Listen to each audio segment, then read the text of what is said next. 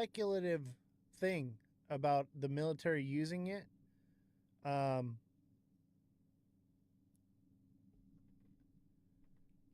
Is this a baby planter? Yeah, Zebic broke out. Zebic's taken off. SXT has only been on the market since May 8th. It is a baby. It is flatlined, and it's going to do crazy. It's going to at least do 50 cents this bull run. This one is brand spanking new, and it's near its bottom. We're going to brag to everyone when it sends, yeah, agreed, SXT, baby. SXT has major potential. Major potential. The fact that it has military capability. Think about it like this, okay? SXT is decentralized information off blockchain. Think about that. It's partnered with Microsoft and Chainlink. This is huge. This is massive. Keep flatlining. I want to accumulate more. I agree. Look, it's already starting to turn green. I should have bought some. I should have just put the chat on hold. Man. This is about to take off too, guys. This is about to take off. Oh, good. It's going red. We want red right now because I want to buy at the low, and I was going to buy it at 11.7. When I told you guys, I was like, all right, I'm going to buy it at 11.7. I think it has potential to come back down again. But look at that. That's beautiful. But this is a descending channel. This is going to pump. This is going to pump back up, man. Baby PLTR. It's a stock. I don't know what that is. Zyzix, what is that? Plantier. All right, I'll look into it. Let's look at it. Let me tell you right now, I just feel bullish about everything right now. I feel it. The green light is on. So it's a stock. What's the ticker on that one?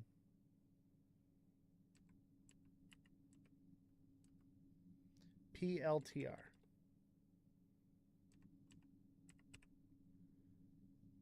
Oh.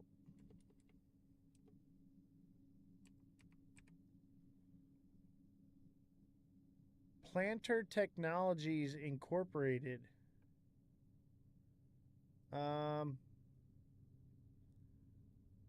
I can't really tell if I don't think this is the right chart, and it's the only one that comes up. Let me try writing the whole name.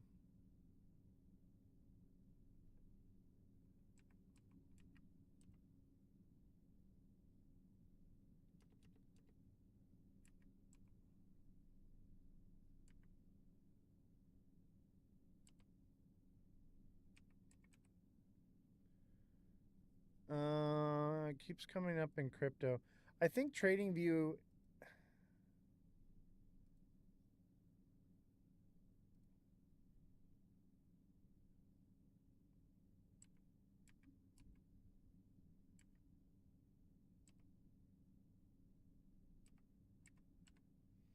Yeah, this is the only one coming up, and the chart looks funky. Maybe it's because it's hella volatile.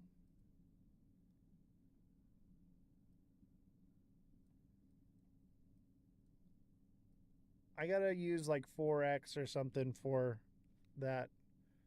I'm gonna look into doing the show for stocks as well. But let me tell you right now, Lockheed Martin LMT, you better be buying that one.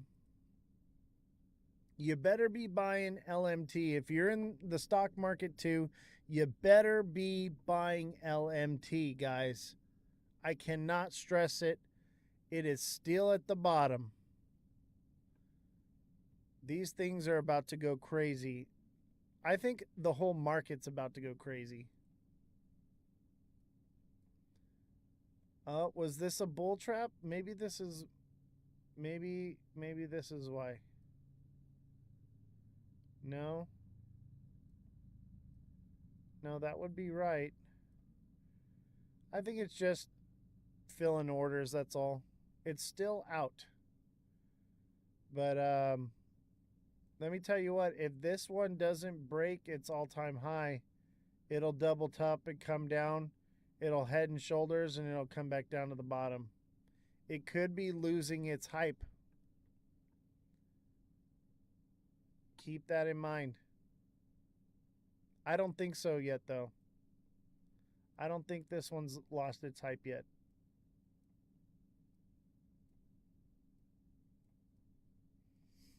All right, let's see here. I think we had some news. Let's watch this video here. I am Jacob Heilbrunn, the editor of the National Interest, and it's my great pleasure today to welcome our two speakers, Michael Kimmage and George Beebe, to our session on Is America Sleepwalking into World War III? I stole the title from a recent piece in the American Conservative by George O'Neill, who argued that America, in standing up for Ukraine, is in fact jeopardizing its own national security and replicating the very mistakes that led to World War I, when we were promised, in Europe at least, that the war would be over quickly, and then it devolved into a crusade for democracy by Woodrow Wilson that created huge disillusionment in the United States and led to the rise of isolationism in the 1920s and the 1930s on both the left and the right in America. Double tap. We're at 88K. Let's get Another to 100K. piece should serve as fodder as well, and somewhat in the same vein. The Quincy Institute, where George is Director of National Security Studies, features a piece by Robert W. Mary, my predecessor at the National Interest, who singles out Woodrow Wilson as the cause for America's lurch into the Iraq War, and argues that Wilsonianism can again bring us to grief. The same kind of disillusionment that occurred after Iraq may well occur in Ukraine. And he ends with, beware the siren song of Wilsonism. Our other speaker today is Michael Kimmage of the Catholic University of America, where he is chairman of the history department. I would like to begin by querying George. Are Bob and George O'Neill correct that we're sleeping into World War III? Or, on the other hand, is there a realist case for arguing that we should, in fact, stand by Ukraine, not just in terms of morality, but in terms of maintaining a balance of power in Europe, which has, in fact, been the chief American aspiration since the end of World War II? George, please take it away. Well, my answer would be sort of. I do think that the influence of Woodrow Wilson and Wilsonian thinking is a factor in how the United States has handled the situation over the past several decades, really, in Europe and in Ukraine. I do think that there is a danger, although it's far from inevitable, that we could sleepwalk into a direct confrontation with Russia that will be very difficult to control, to prevent it from escalating into a very, very dangerous confrontation. That said, I don't think the problem in Europe is an imbalance of power. You know, the United States, I think quite rightly, for decades and decades, has believed that it is a vital national interest of the United States to make sure that no hostile power can dominate Europe. And I think the same thing applies to Asia as well. And so it is in the interest of the United States to make sure that no hostile power can dominate the European continent. That said, I don't think we're in danger of that. The Russians have had an enormous amount of difficulty simply conquering and controlling territory directly on their border, where they enjoy the benefits of very short supply lines, a great deal of intelligence, familiarity with the culture, the terrain, with the enemy, which has largely been fighting with equipment that is Soviet origin, at least for much of this war. And nonetheless, they've not been able to get very far. They're essentially bogged down in a very, very slow, very, very costly war of attrition there. And to imagine that the Russians could dominate the European continent, where they face a NATO alliance, which vastly outnumbers them, and has an economy with that dwarfs Russia, that has military technology that greatly outmatches Russia. That is very difficult to imagine anytime soon. So what the United States is fighting for in Ukraine is not to prevent Russia from dominating the European continent and thereby threatening American vital national interests. There's something else that's really motivating us. Now, do I think it is in the American interest to make sure that Russia cannot resubjugate Ukraine, conquer the vast bulk of Ukrainian territory, capture Kiev, put in place a pro-Russian government there? Yes, I do. And we have been quite effective in preventing Russia from achieving that objective. Do I think that it is vital for the United States to make sure that Ukraine expels Russian forces from all of captured Ukrainian territory, including Crimea? No, I don't. In fact, I think the pursuit of that would raise the chances of exactly that World War III kind of scenario that you mentioned in your introduction. I don't think that that is very likely attainable, and the effort to try to achieve that objective, I think, would greatly increase the chances of a direct military confrontation with Russia. So I think the United States needs to have objectives that are realistic in this war. And I think we've already achieved one of them, which is to make sure the Russians can't resubjugate Ukraine. So I'll leave it at that. Michael, what is your view of this matter?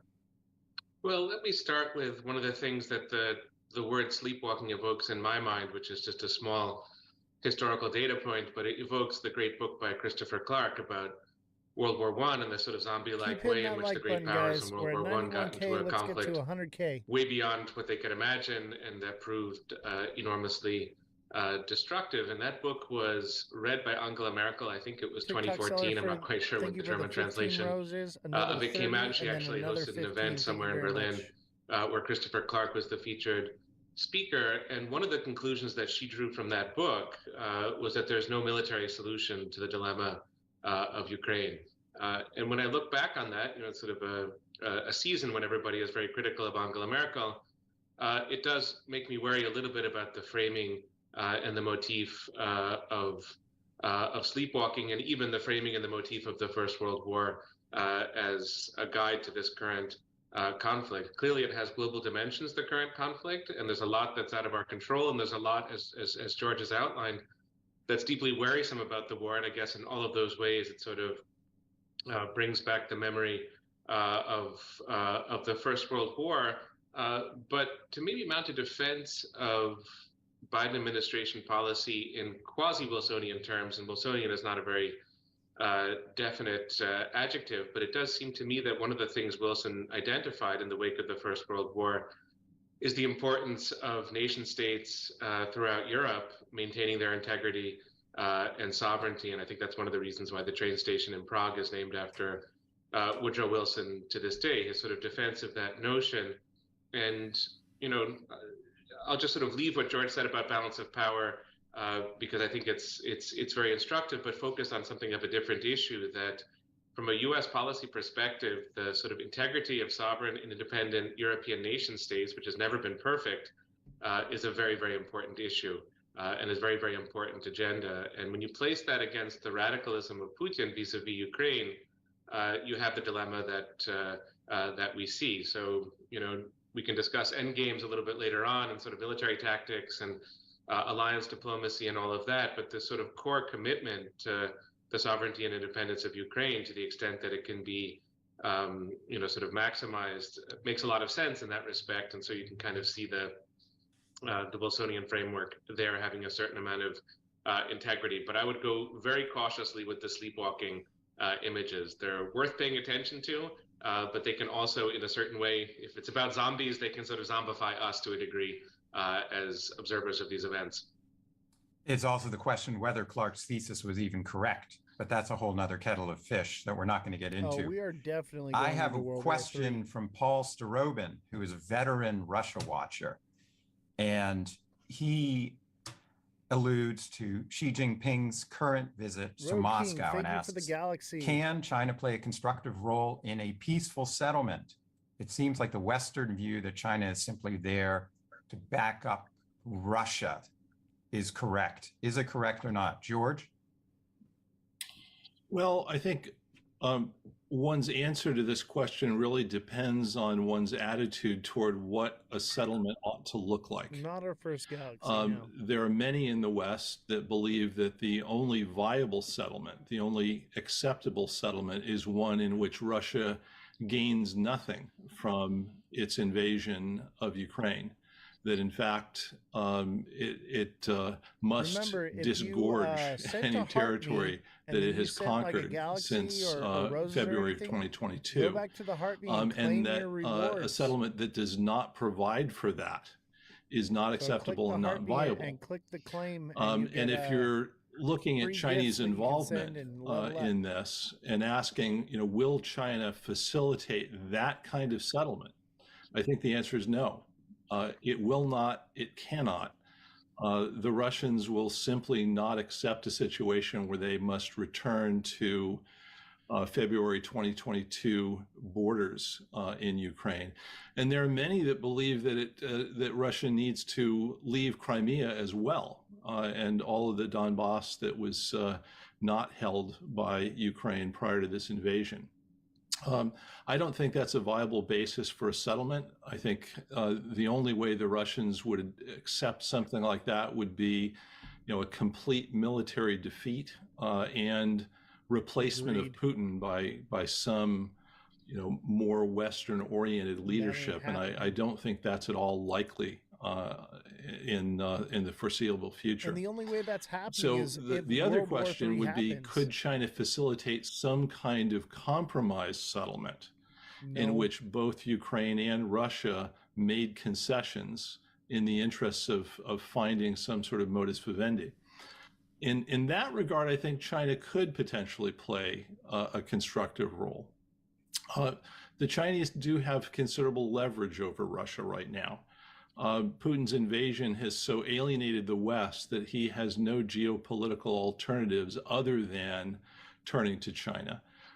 He's highly dependent on China for political support, but also economic support.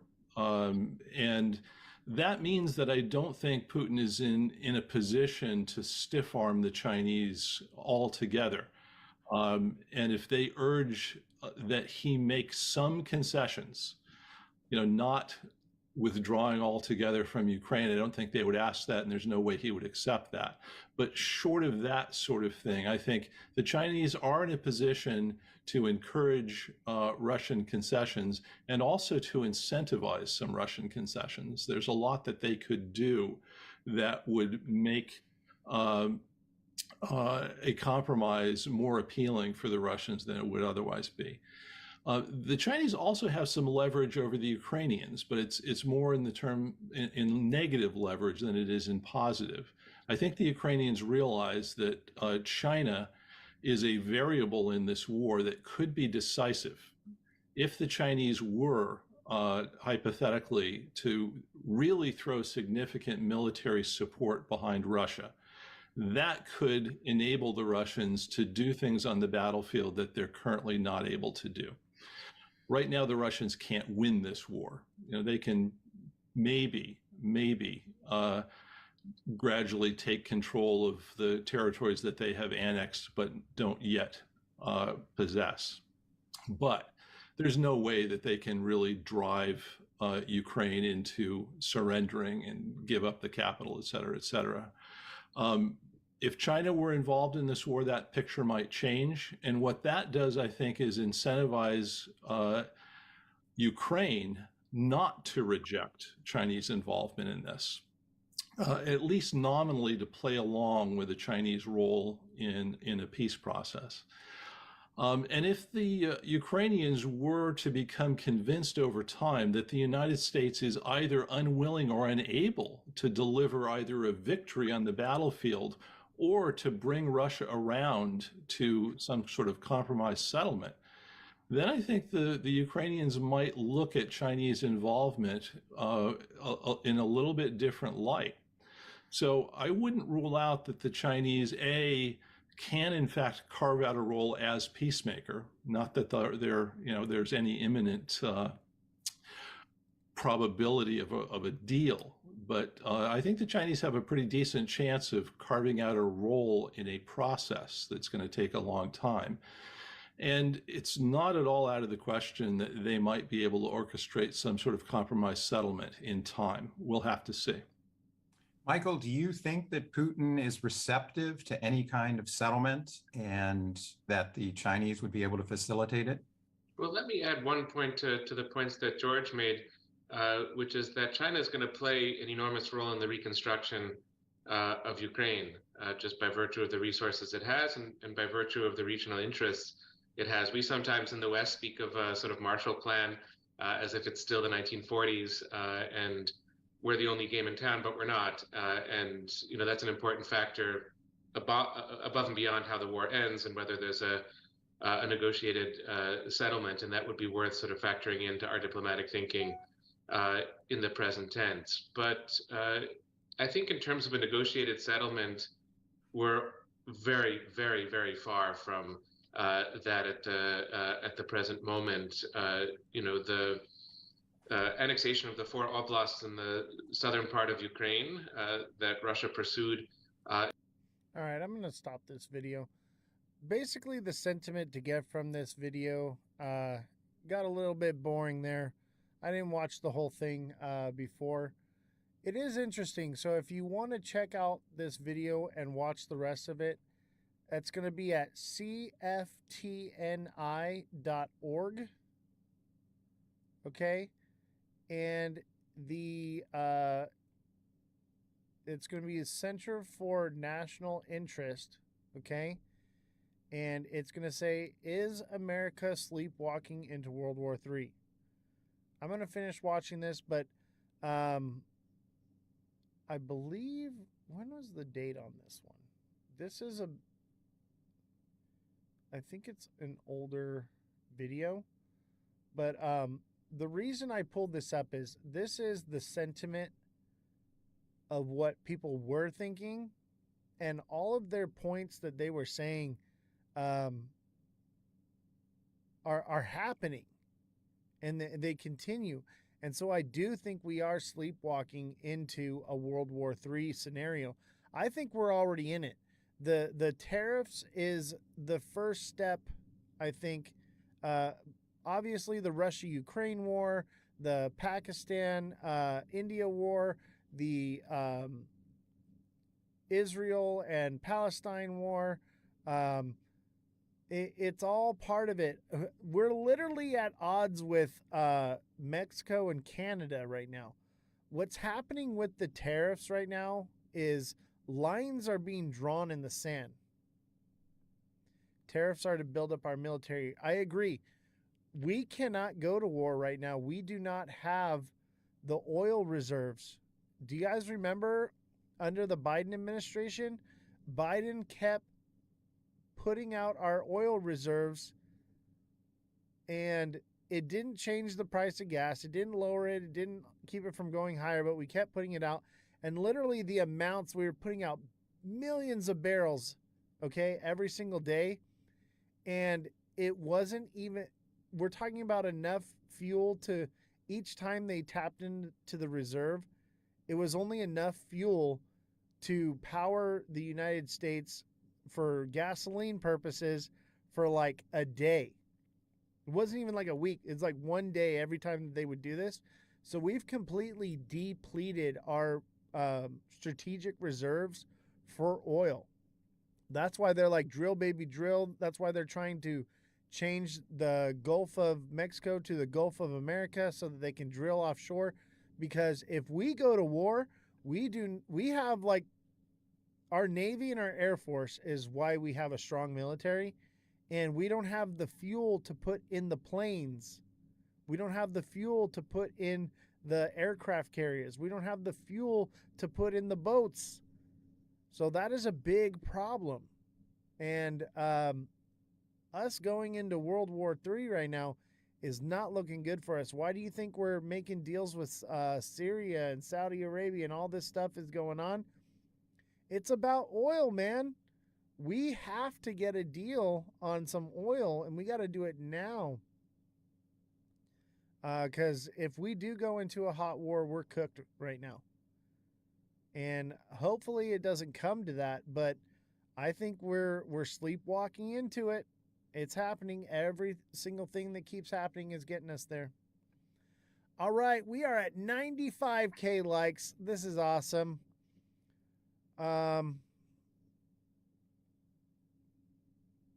Let's go back. Yeah, SXT turned a bit bullish right here. Look at it. It moved from 11.6 all the way to 12. So that's a good jump for SXT right there. But that's just basic movement. It hasn't really broken out, but it is in a descending channel. This is a bullish pattern it's forming. It's going to pump again. Is it going to go to all-time highs? I don't know. But if it gains traction, it will. But this is one that's in accumulation. I think right about where it's at, like around 11 cents here. Anywhere between 11 and 10 is good. Good buy. Buy it up. Rusty Spoke says, make America great again. All right. I say, make the world great again. I don't know if the world ever was great. But let's make the world great. Look at this. See this massive pump we got? This was Tuesday. We bought in here. I told you all about it when it was coming down right here. I said, hey, this one's coming down. This one's the one to buy right here. We got in down here at 10.5. And then the next day, boom, it took off. We did great. The fact that this pumped like this shows me that this has massive potential. It's just new. What happened is, the reason why it didn't moon is, look at all the people that bought the top. This was the pre-sale. It came out pre-sale at like 14 cents. So every time it gets to that point, a lot of the people that bought it at pre-sale were like, shit, I bought it at the top. And it comes up and they're looking to get out of it. But what I see is something so new that has so much potential. This could be big, man. This could be a very big one. So I'm going to keep watching it. And I'm going to keep accumulating on it. But look, it's flatlined. Even with that nice green candle we just got, that's great. But it's an accumulation. And I would say that this could, because it's consolidated right here between 11 and 12, this could become the new bottom. And I think that's likely. Yes, it will dip down lower again.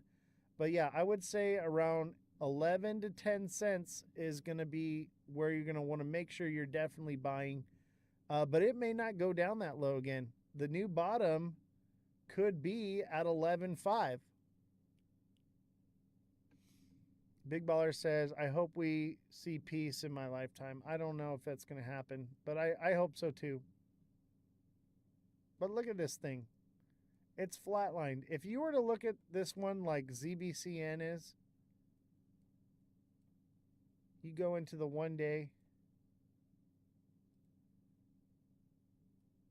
ain't nothing there. It ain't even done nothing. It's flatlined. It's flatlined, baby. This is what it would look like. Because let's say it's probably going to go to $1. 50 cents to $1. All right, it's flat.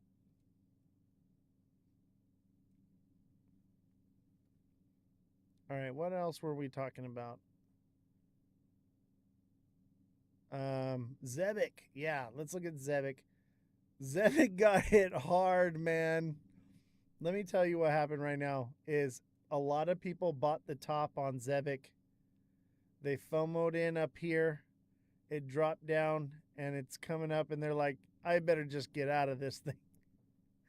But this is a hella bullish. I think this is not an indication that it's over, but I think if it drops below 0046, 0045, it's cooked. I'm about to throw all my stocks into Lockheed Martin. War is coming. I agree. Lockheed Martin, baby, is going to go big, man. Thank you, Big Baller, for being my exit liquidity. Just kidding, bro. It's at the bottom right now. I'm holding that shit for like 30 years. I'm going to hold that one for a long time, baby. Lockheed Martin ain't going nowhere. We're getting the bottom of a defense contract. Yeah, I told you guys. I told you, like, if you had listened in the show, like, back in April, man, you could have bought the low bottom. Yeah, I'm all about Lockheed Martin right now. That one's going to do big. I'm probably going to go buy some more. Yep, told you in April. Told you in April when it dipped. It dipped hard and it came down to the price that near where I bought it at. And I was like, I got to tell everybody. I got to tell them. Because I didn't want you guys to buy the top on something, because it had moved up. And I was like, okay, this should retrace. I didn't want you guys to FOMO in on something too early. But yeah, that one is headed up. That thing crashed because Donald Trump got elected. And I was like, I'm buying this.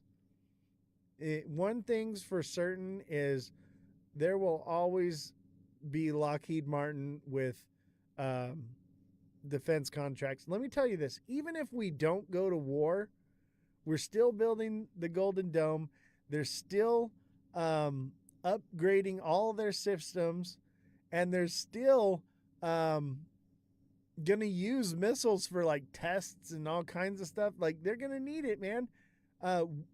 We sell our rockets to Israel for the Iron Dome.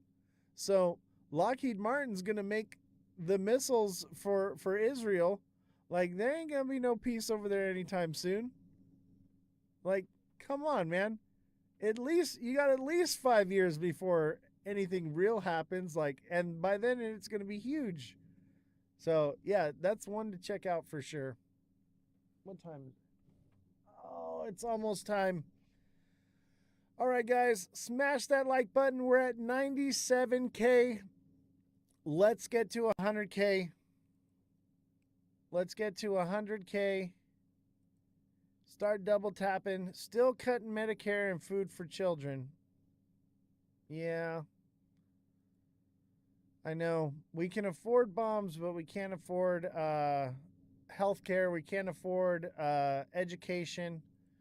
It's a real shame. All right, I'm going to pin this. This is what we need, guys. I just pinned the goal. I need those goals. Help me reach that goal right there. We need 20 of those hearts. Who's got me with 20 of these hearts right here? I just pinned it. help me out. We got to meet this goal of 20 hearts every single live in order to stay in the lead boards. We're like, oh man, I need you guys so bad. We could win this thing. That's how close it is. We could win and be the #1 show for this summer. That would just completely explode this show. This would be the best thing that you could do to help support the show right now, is to help me meet this goal of the 20 hearts. Maybe one of you feels inclined to just send all 20 of them. I don't know.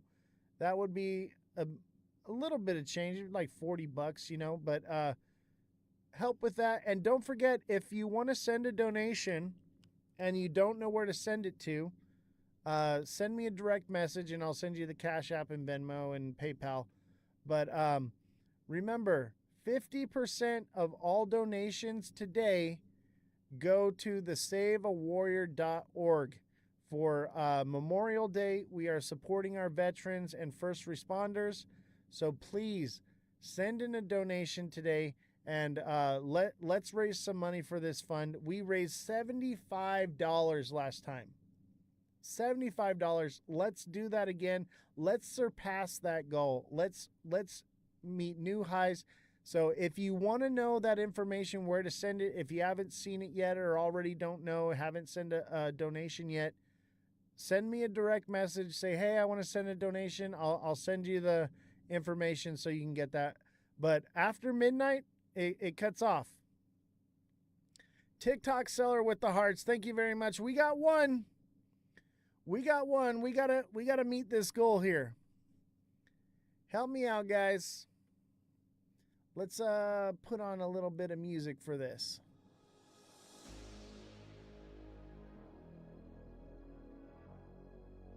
Help me meet these goals, guys. Let's raise some money for our veterans today. Let's keep this show alive. Let's help pay the staff here. Let's keep the fact checker employed. We need the IT guy. We need the fact checker for sure. Gotta have it. I can do the journalism on my own, but I like having no echo chambers. So that's why we have right wing, left wing, and center line investigative journalists, so that way we can break echo chambers that way. But the fact checker, man, we cannot lay her off. We need the fact checker so bad. I don't want to use ChatGPT. Y'all saw her in the chat. She was not happy about ChatGPT right now. She's like, I've been replaced by AI.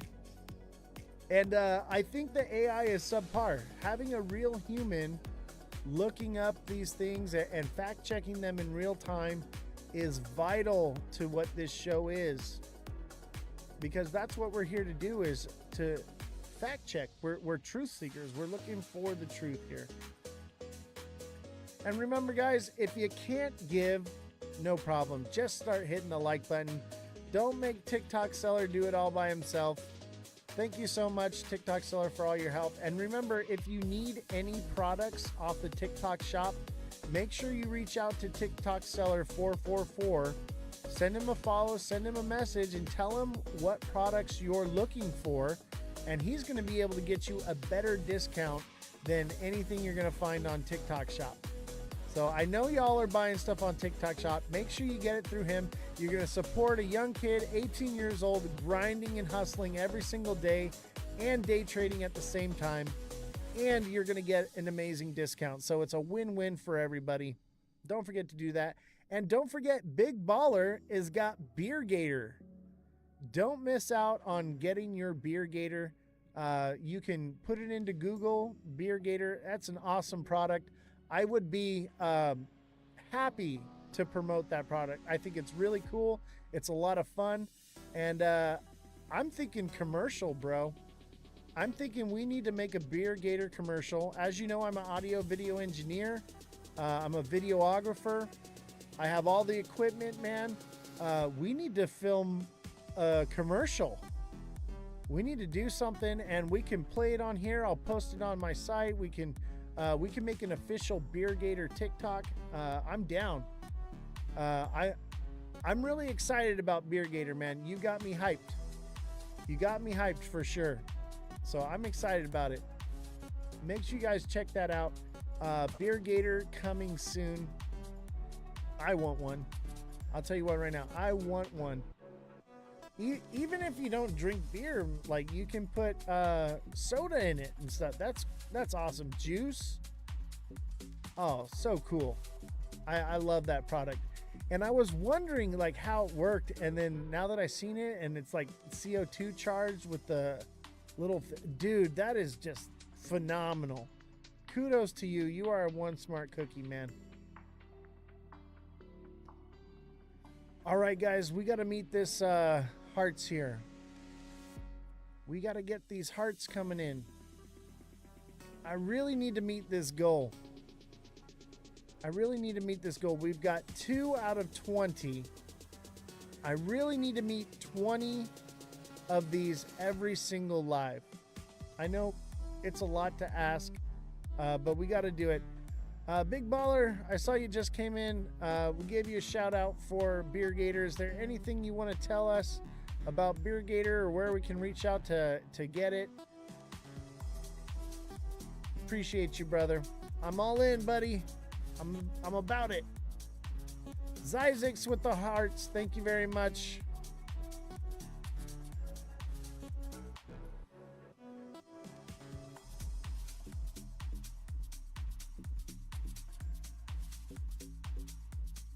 I have a website being ramped up right now.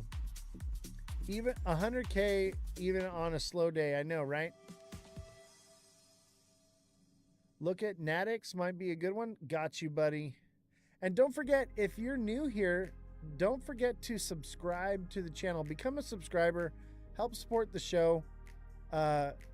With a subscription, you can message me directly for one-on-one coaching about any project you like. So become a deluxe subscriber. And as a basic subscriber, you get access to my daily price points. They're mainly focused around XRP. But we are branching out to other projects as well. That's mainly for our group projects, what we're covering in here.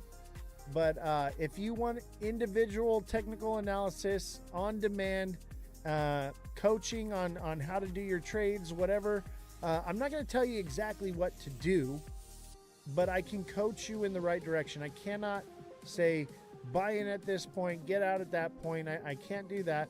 But what I can do is I can tell you what I think and what I see and where I think it could potentially go. And it's up to you to make those decisions on your own. But hint, hint, wink, wink, you know what to do. Gotcha.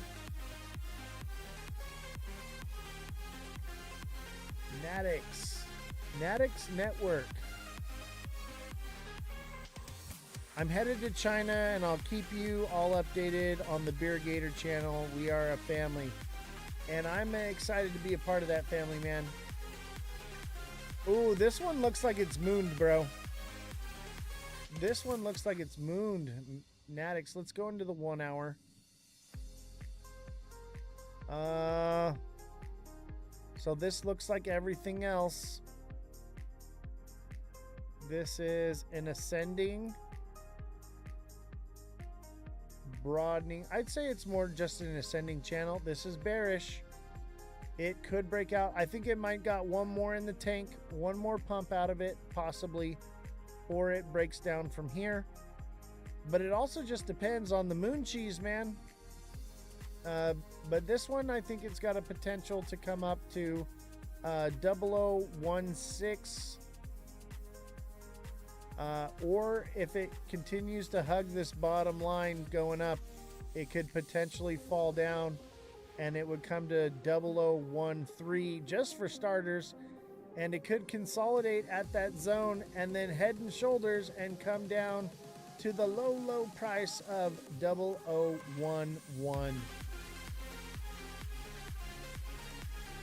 But yeah, this one definitely interesting. Look at what it's done. There's definitely a sentiment behind it. But also take into consideration, see how each one of these tips is a little lower than the last. I'd say that this one's potentially hit its top and is coming back down. and would see a new lower low. 0049, 0005, 0005 if it's done. It would take some time. That's more long term. That would be August.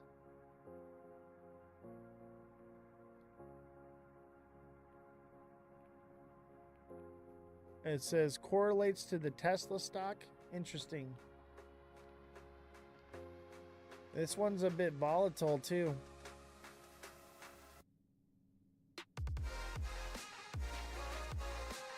And don't forget to send in those hearts, guys. We got to get 20 of these babies. We've got to get to 20, man. We are so close. We're going to win this competition. If we can get 20 of these hearts every single live for like, I don't know, for a while, I guess while the competition's going on, we're going to win. We're in 88th place right now, and we have been holding pretty strong in that. And I would imagine we would move up if we meet it today. Plus, we have an advantage. We go live every single day of the week. A lot of creators only can go live on the weekend, their days off. This is what we do. Zell Shops, thank you for the heart meme. Much appreciated. Appreciate the heart memes. Also help me reach the goal here. We need the hearts. Send me some hearts, guys. And the heart memes help as well. They're not as many points, but the hearts is really, really good for the show. TikTok seller with a heart. Yeah, hey, it's a new day on TikTok, so everybody that already sent a heart me can now send a heart me again. So you got a second opportunity to send heart me's. So if you sent a heart me, it's only 1 penny. And don't forget, if you sent a heart me and you've sent things, you can claim your rewards. So when you send the heart me, you get rewarded for that. So you're going to get extra points and things, and it's going to help the show. And I believe you get coins that you can send. TikTok seller with a heart me, thank you very much. Send in those heart me's, guys. It's only 1 cent. It's only one.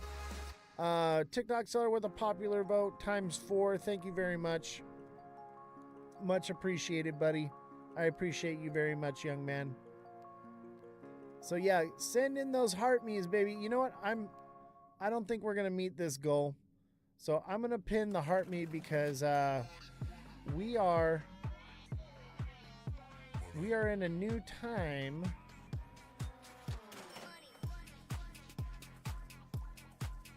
Send in those heart me's, guys. Heart me's is the goal. Help me reach the goal.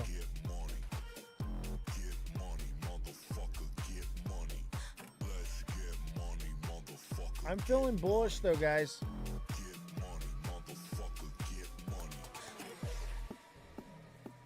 I'm feeling bullish. You know me. My sentiment changes as everything else changes. I am not tied into one idea.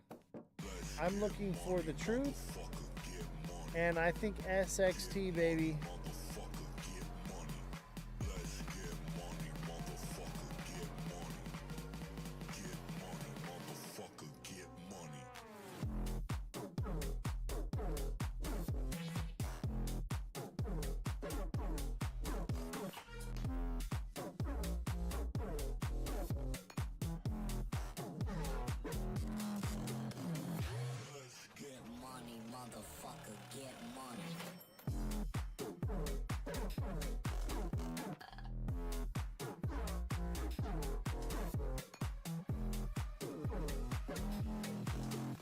Send in those heart me's, guys. Let's look at ZBCN.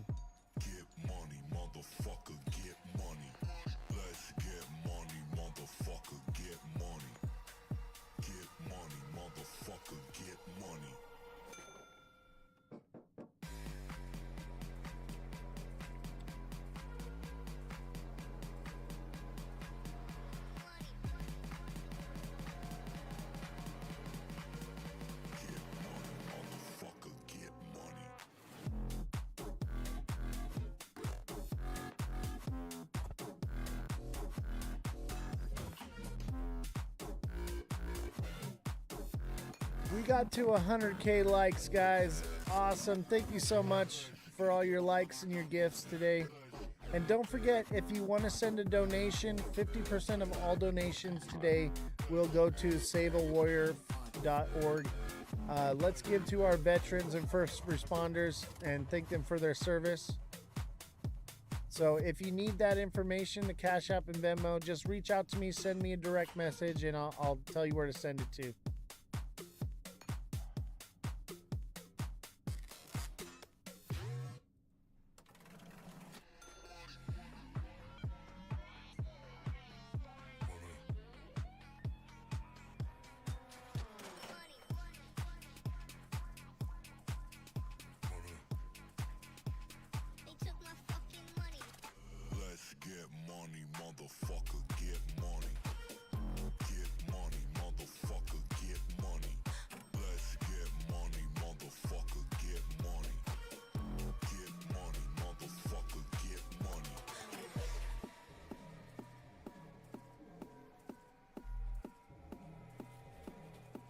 Algo will be the future. I agree.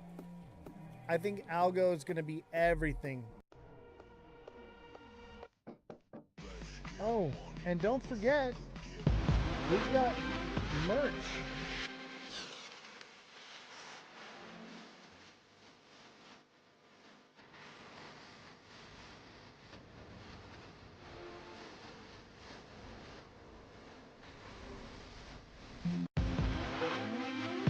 We've got hoodies, we've got women's and men's t-shirts, we've got mugs, we've got stickers. I'll tell you what, I like, this one's cool, but I like this sticker right here. Look at this one. When Ripple hints at another escrow unlock, say goodbye to your gains. I love this sticker, man. Pick up one of these, guys. These are fun, man. You got to promote your merch more often. Yeah, I'm doing it every live now. I'm trying not to be too much about promotions and stuff. By the way, we want to give a special thanks to Sweetwater and DJI. Thank you for all the amazing equipment we have here. Sweetwater supplied us with our Rode mics, cables, and audio interface, and DJI with our on-the-go mics. We got our DJI gimbal, and we got our DJI lavalier mics for when we're on the road. So special thanks to them. I'm trying to make it less commercial, though. I don't want it to be a show full of ads. It's about technical analysis and the news, you know what I mean? And I want to stick to that and not rely on having to do ads. That's why I'm like, do the donations. As long as we're receiving donations, it's not going to be full of a bunch of ads, and it's going to be a better show if it's not a bunch of ads. So, you know, I'm hoping that we can be supported by each other instead of, having to do the ad stuff. Are you filming the public interviews in Vegas? Yes. I'm kind of waiting on that one. I'm putting something together. I don't know if it's going to work out being a show, but they'll probably be more like segments that I edit together and turn into something. It's still kind of in a beta phase right now, but I also want to have the equipment so that way when I'm at the Angels game or I'm doing something, I can still do the live and we can still do the show and do the TA and everything. But I'll have the Nintendo Switch for the TA while I'm out and about doing the live. So we'll go back to our roots on that one. But that one's still kind of in a beta phase. I'm working on a few different shows right now. Throw it on YouTube, maybe throw clips of it on TikTok. That's the plan. The plan is for that to be on the channel, but that way it's not just the live show, but there's also to it the interviews and investigative journalism and all that. And we'll just kind of see how it evolves, just like how this show evolved, you know. A lot happened with this show very quickly, and I think the same will come from that one, you know. So we'll just take it one day at a time and see how it all goes. How do you guys like the picture in the background? I don't know if you can see it very well, but it's a guy standing on the moon. I felt like we were getting bullish, and I wanted to wait to put it up until I felt like we were going to the moon. And I feel like that sentiment is back. So I got the moon up there. I'm feeling it. I'm feeling bullish. I'm feeling bullish. I really am. And I know you're not used to hearing that from me, but even XRP is showing bullish signs. Now, is it going to do craziness? No. But I think it's about to pump, and it could potentially go to 450. That's what I'm thinking, 450, baby. If we don't drop over these next 2 months and we just continue upward from here, we're going to 450. That's cool. I'm good with that, you know. But let's be realistic about it. There's a possibility that it doesn't.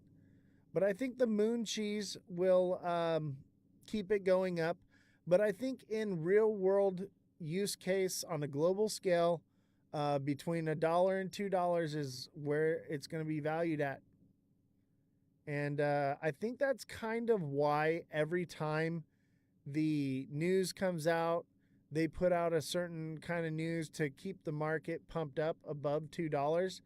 I think they're trying to build a solid foundation of a $2 price mark for XRP. That's what I think they're trying to do, because it's in Ripple's best interest to keep it up above $2 so that when they sell off their XRP every month, they're getting a decent amount of money for it. They're making up for lost time.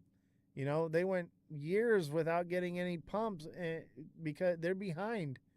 So I think that it has to do with like when Brad came out and put this out right before the Fed came, because we were going to drop down to that 163 much sooner.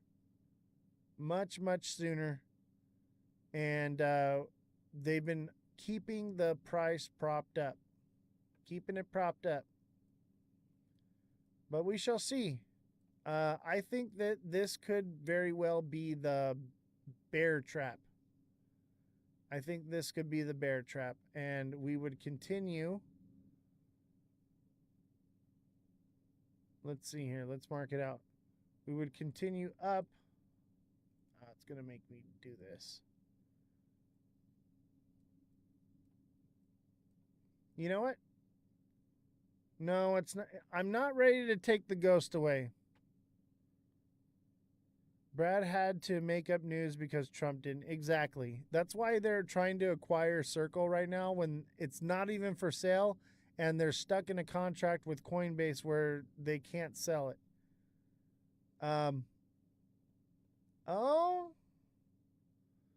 I think if XRP does come down more, there's a potential that it inverted head and shoulders.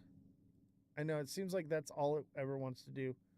I think it comes up and does something like this.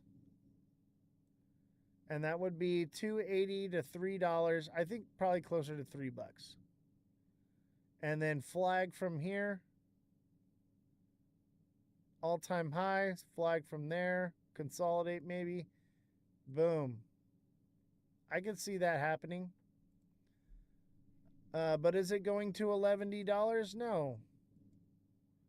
It's going to do something though. But I think 280 is going to happen. That's what I think. I think 280 is a great spot. 260 to 280, you should be taking profits at about 260, 265. And you should be taking profits at 280. You should be taking profits at $3. You should be taking profits at 315 and 330. And after that, if it breaks all-time high, I would be waiting to take profits at $4, $4.50, $5, And I would say probably 480, 495. And then if it passes that, I would say 550-ish, 6. But yeah, it could do $8. It could. But that would be because of moon cheese. I don't think it'll hold that price. It'll come back down.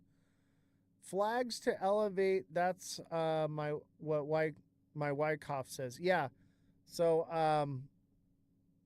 Wyckoff says that we would do up to about 450. That's what Wyckoff says. That's where I get that number from.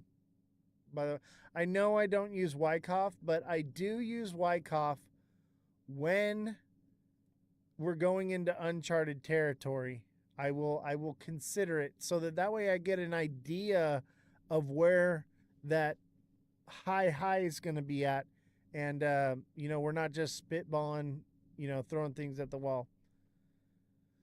XRP has so much going for it. I can't believe it's so low. 2030, if we don't blow ourselves up. Well, I mean, really, XRP doesn't have a lot going for it. That's the problem is, not even considering the case, considering that the entire world is shifting to CBDCs and stablecoins. Think about it. Why do you think that they are making stablecoin legislation right now and not even worrying about legislation on whether or not these are securities or commodities? Because they already know that doesn't matter. That's not the direction they're headed. They're headed the stablecoin route. They're headed CBDCs. That's why I'm like RWAs, man. Get into RWAs because that will actually be a token that will be utilized because they will be backed by real world assets. I know I'm just trying because I thought I bought it at 13 cents and I don't want to sell it yet. I would definitely be taking profits though, man. I took profits. I exited the market. I've been buying it at those prices too, man. I get it, but you got to be taking profits at some point. I understand that you're hoping for it to go. I'm getting bullish. I think we'll go to 450. Management's telling me it's time. End of the show. I don't need that kind of money. I know. I'm okay with where I'm at. I don't have any bills. I don't have any car payments. I don't have a mortgage. I don't have anything. I pay for electricity, internet, my cell phone, Hulu. That's the only bills that I have. Everything else I make is like play money. So I'm good. I'm set. I'll be fine. That's why I'm not greedy, I'm like, whatever. I understand everyone's in a different situation, but it's not real unless you take profits. If you are just going to hold it and wait till you're a billionaire, wait till you're a millionaire, wait for all these things, you'll end up like me, like I did back in 2017 with XRP and not take any profits because I thought it wouldn't come down. Why would I take profits? We're going to the fucking moon and it's going to stay there. And that's just not how it works. Trade so you can pay off Hulu. I'm trading so that I can buy Hulu. That's why I'm trading. That's why I'm doing what I'm doing. I want to own it. I don't want to have to pay for it. I like owning everything that I have, I want, I would say my biggest bill is gas money. Having to pay to put gas in the tank. But because I don't have any car payments or nothing, I got a V8 in the Corvette, and it's still cheaper than having a car payment because people got to pay their car payment and put gas in the tank. So it's still cheaper. I can drive around with the AC on.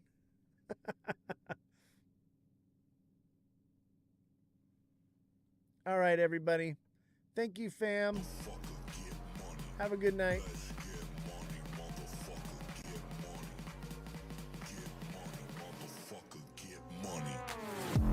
Hey, Tyler Rose, thank you, man. And don't forget, smash that like button, obviously, but subscribe to the channel. Tyler Rose, I see you. Adriana Martinez, how you doing?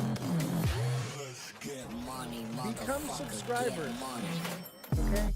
As a deluxe subscription, you can message me directly and I can coach you, help you set up your wallets, whatever it is you need, just message me. And if you are a subscriber, make sure you send me your email and get set up with the email alert system. Also, if you have signed up for the email alert system and you haven't received your welcome letter yet or any messages, you need to reach out to me because there could be, I could have put in the wrong email. You could have sent it to me, the wrong email. You should get a welcome letter. It could be in your spam folder for all we know. Adriana, how you doing? Thank you for the sword. Much appreciated. TikTok seller with the 21 roses. We need the heartbeats. We need the heartbeats, baby. TikTok seller says night moon cheese. Wenderman, thank you. Appreciate you. And I see y'all watching the show, but I'm telling you, man, that you can get what you can get from the show, but where it's at is getting those daily price point videos. Those, they come in. What time did I post last night? I think it was like 3:30 in the morning. Because price action was looking like we were going to turn bullish. And yeah, we're coming down right now, but I think we're still going to turn bullish. So the idea is now you know to be watching, looking for your entry point. And as a deluxe subscriber, you can message me and say, hey, what are potential entry points? You know, and we're going to nail it. We're going to nail it like every time. I'll tell you. I'll tell you when it's going to go up, and I'll tell you when it's going to go down, and I'll tell you where to buy in and where to get out. Like, we've been doing it every single day for months straight now. I don't think I've really been wrong. Maybe once or twice in months now. It's kind of crazy. I don't know how I do it. I just see it and I call it like it is, and I'm like, hey, this is it.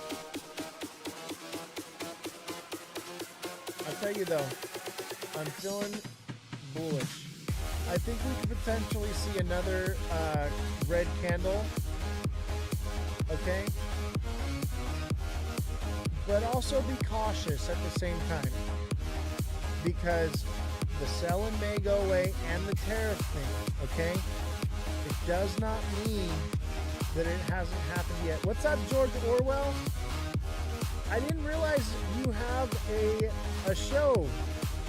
George Orwell 1984, he's got a TikTok show. He's a creator. Thank you for the shout out today for the show, man. I appreciate you. I definitely want to hop in on a guest spot over there. And you should come on mine, man. I'd love to have you on the show. You definitely know what you're talking about, that's for sure, man. I want to get more creators on the show. TikTok seller, thank you for the 21 roses. Much appreciated. But I want to try to get a new creator on once a week. Well, IT guy's here. That's my signal. Yay! It's a new day. Holiday's over. By the way, no live tomorrow. There won't be any live tomorrow. I will be in Palm Springs. So, no live tomorrow, but on Wednesday, I think we're going to be on Twitch exclusively because I got some things to talk about. Hey, who remembers when I talked about Katy Perry? I found the shirt from that show. 2011. Katy Perry, 2011. I found the shirt. Look at it.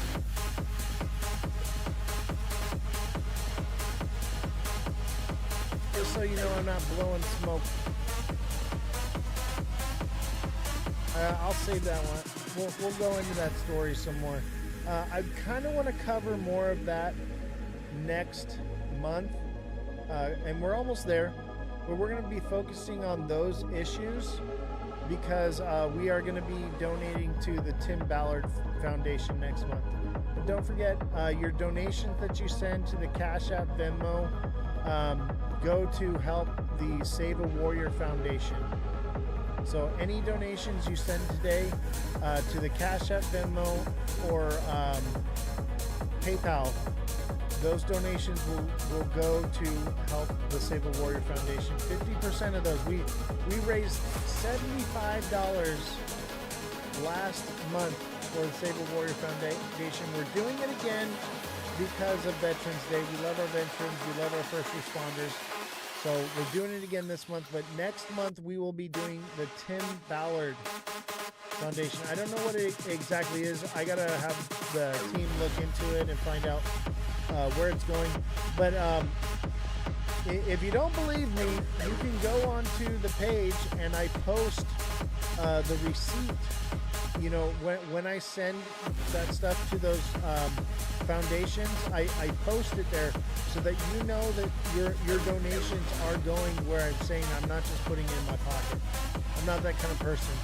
So yeah, you're gonna get confirmation that the money has been sent. So thank you all very much. Appreciate you all. Have a great night, and I will see you all on Wednesday. We'll do a pre-show on TikTok, and then we will move over to Twitch. Okay? So if you haven't signed up for Twitch yet, make sure you find me on Twitch. That's Ozthecryptogoat, all lowercases, no spaces. And if you miss a live, all these lives are recorded and posted to YouTube. So if you miss a show and you want to catch up on what happened, the news, what we talked about, price points, all that, it's all recorded on YouTube, Ozthecryptogoat. You can find it there. And don't forget to add us on Twitch because we are leaving TikTok. It is going to happen eventually. But June 19th, TikTok could potentially be shut down in the United States, and we can't even use it. So make sure you come find us on Twitch, okay?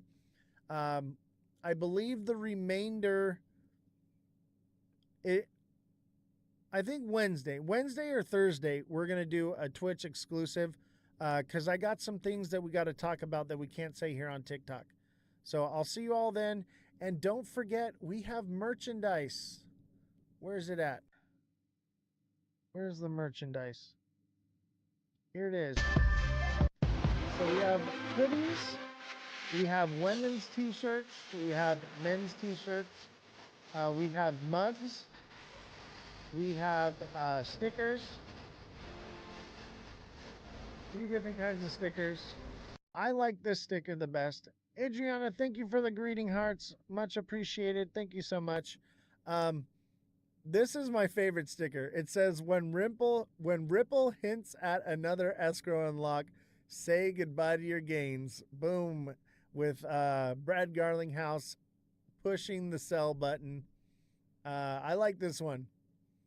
I think it's fun. But we got some cool merch. Let's look at it one more time. Look at that. So that's our hoodie right here.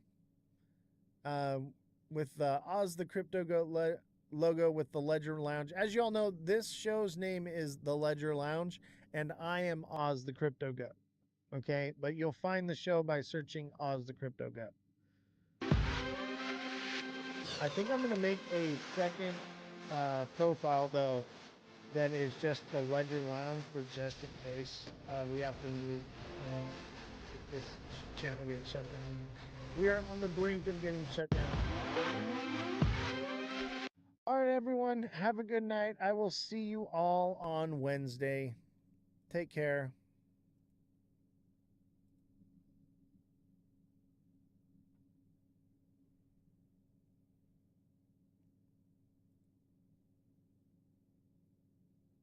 You're right on point, bro. You just got to trust your instincts, man. I think you second guessed yourself. And yeah, I did. You let the fear control your trading. Don't let fear. Trust the process. Obviously, not all of them are going to work out, bro. But believe in yourself, believe in your process, believe in your TA. And when you do that and you have that conviction, that's when you are rewarded for it. Hey, I got rewarded for that on the way down.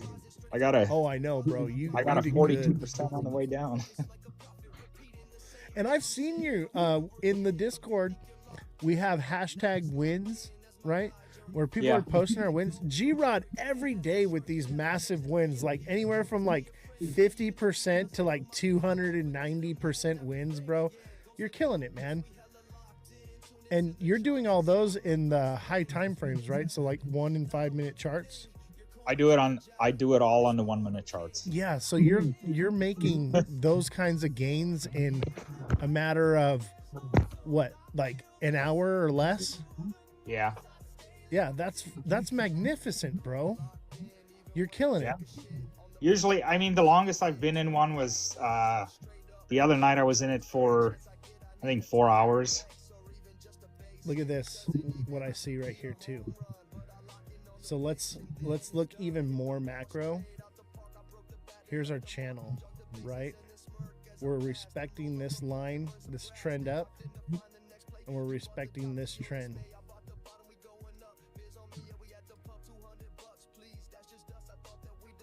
Like this. Right? So let's say this does come up, cup and handle, 250. What I say earlier, 250 to $3. That's where this thing wants to go.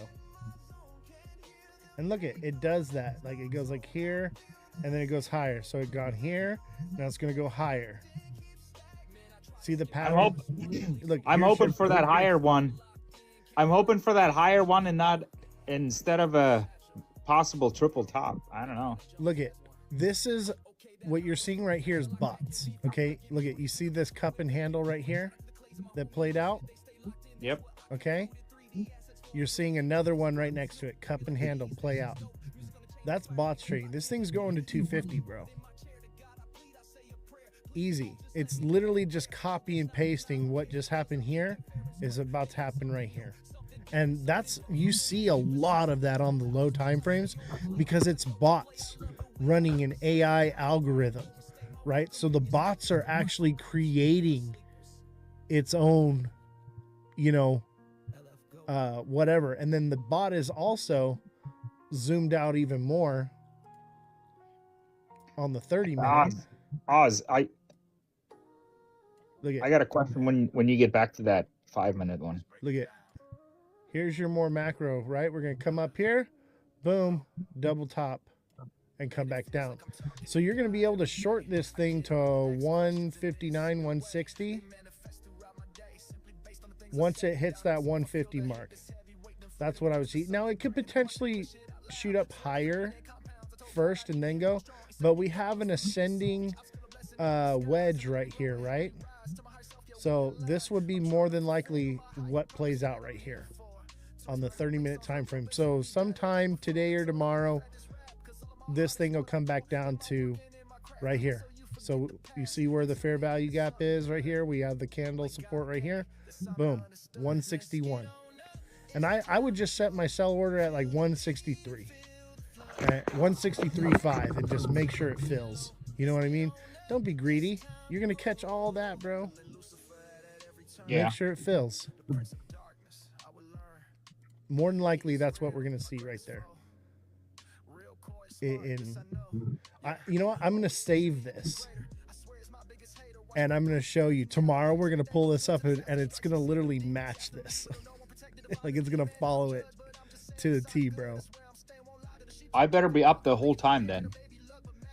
What, over the next, like, what? Like 12 hours? 14 hours? Yeah. No, you don't have to be up. This move right here is where you get to sleep, bro. You're going to catch this right here tonight. Yeah. It's going to top out tonight, like 3 a.m. Boom, sleep. Wake up tomorrow, Set your sell limit at that 163.5. Wake up tomorrow and profit. Do it in your sleep. That's how I do. So I got a question for you. Yeah. So if you zoom in on that 5 minute again. Let me see here. All right. So you know those sweeps that it's making, right? Yeah. These right here. Yeah. Have you seen I guess they're getting bigger, aren't they? Not really. Look at they're actually getting smaller. So yeah, so that's so look, we take this over here. It's getting a little bit smaller. Okay. So we measure this one. Bring it right here. And that's why it's a wedge, not a... Gotcha. Expect it to hit that line 150. Or excuse me, 250. That's it right there, bro. And look, let's move this right here.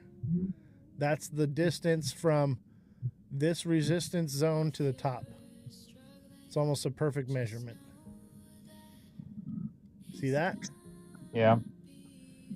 Now it could fall short, you know.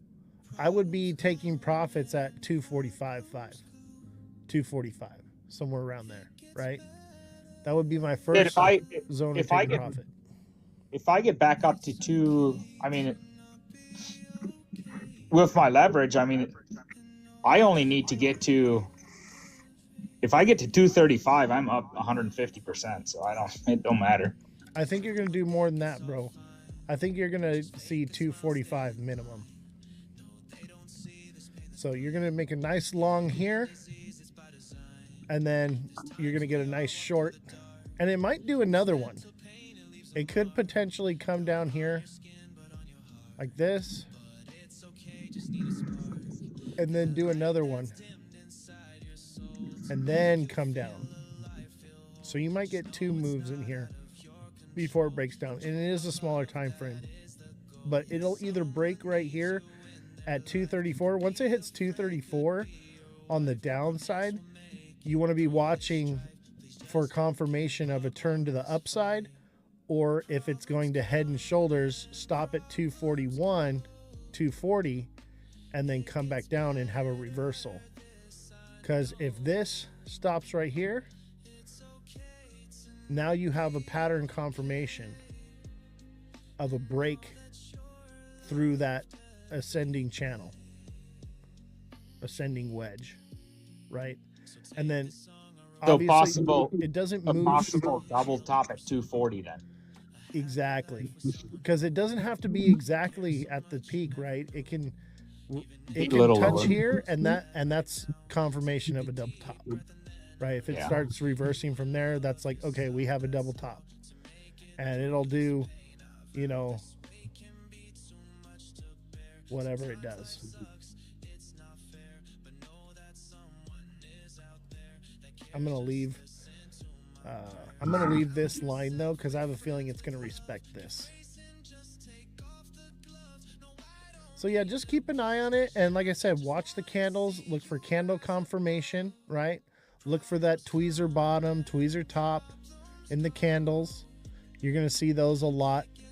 Look for, you know, the candle patterns, and you're gonna look for confirmation with those with a pattern. So you're going to look at the micro pattern and the macro pattern. Our macro pattern is this ascending channel, which is bearish, which means that more than likely it wants to break down into a double top here in the 30 minute, like that. That's what it wants. All right. Okay. So be looking at the candles, right? Remember, any pattern that you see needs candle confirmation. You need to have that candle confirmation, and then you need micro pattern and macro pattern confirmation.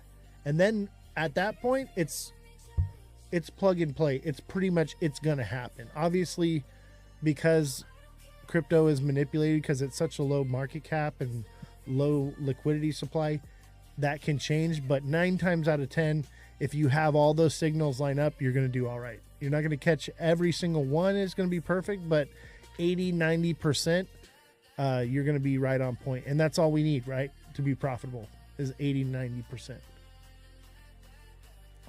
Yeah. Yeah, because it just formed another inverted head and shoulders on the 5 minute.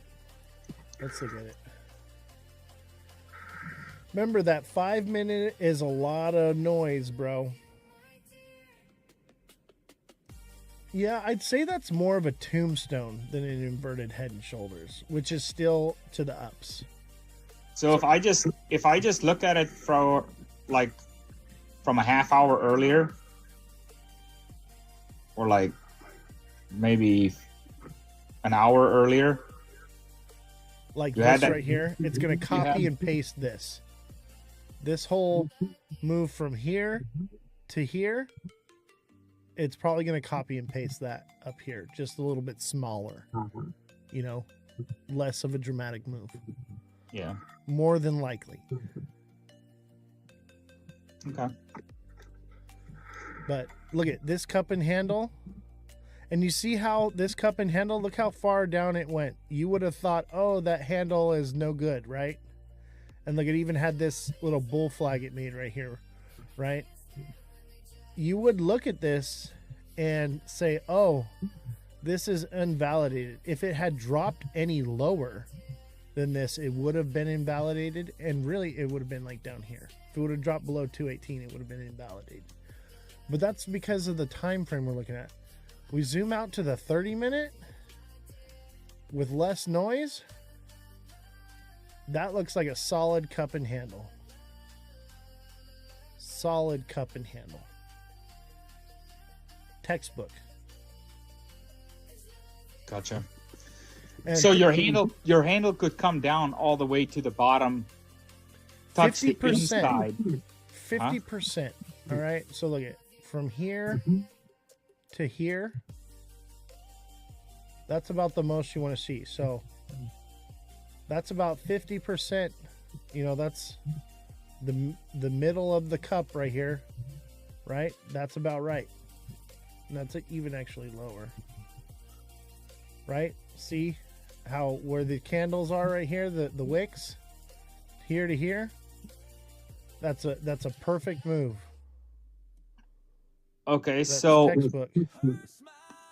So Oz, what does it mean when the right side of the cup is higher than the left side? It's just a tilted cup. That's all. You got to remember, bro, these patterns. Is this the XRP chart? No, this is render. We're going to do XRP in just a second. So bear with me. I'll take a look at it for you. The patterns are never perfect, right? The double top is never exactly. They fluctuate a little bit. You got to almost blur your eyes when you look at the chart, right? Gotcha. And be less structured on everything and just try to see what's there. Okay. What are we doing? We're doing a little bit of TA lesson right here. I'm teaching you all a free lesson in technical analysis. Or you can just follow me and watch the show and I'll do free A for you. And you can copy my homework in the words of Crypto Rap. TA doesn't work. G-Rod, does TA work? Hey, let him eat that candy that he's eating. Yeah, I know, right? Go drink your own Kool-Aid, bro. Yeah. Dude. This man's TA has closed me 200+% trades every day consistently. Thank you, bro. This guy knows what he's talking about. I don't know. I have a gift, man. I think my brain. He's the man with the crystal ball. Yeah. The problem with the crystal ball is if you make me rub it too much, it gets foggy. You got to let it cool down a little bit, you know? You can't rub the crystal ball too much. Look we're respecting this line right here. Already in the 30 minute, we're climbing here. This is beautiful. This is what we want to see. I'll even tell you what time we top her out. 1900 hours UTC time. Somewhere around there. What time is that? What's up, Elon Muff? How you doing, bro? You know, let's bring Elon Muff up here. I see UTC time, you said? What's that? You said UTC? UTC, Universal Time. Let's I want to talk to Elon Muff because my boy is educated. Elon Muff is very educated, knows what he's talking about a few things. But I do want to oh, he ran away. Can't right now. Oh, no worries, man. We're gonna have to do it again. I want to talk to you, bro, because I heard you. I forget whose live it was on. You were on, and you were talking about some things, man. And I was just like, I want to hear more about this. It was along the XRP lines. And by the way, check this out. Project XPX just came out like 12 or 18 months ago, something like that. Maybe it's like 19 months now. New project. It's a way for you to spend XRP with a card, like money. It's pretty goated. All right, somebody wanted to look at XRP. Here's my XRP analysis for you. I think we're coming back here to the 180 zone, possibly 175, 177. So what's up, G-Rod? What are you thinking on render? What am I thinking on render? Yeah. Hey, if it double tops at 240, I'm good.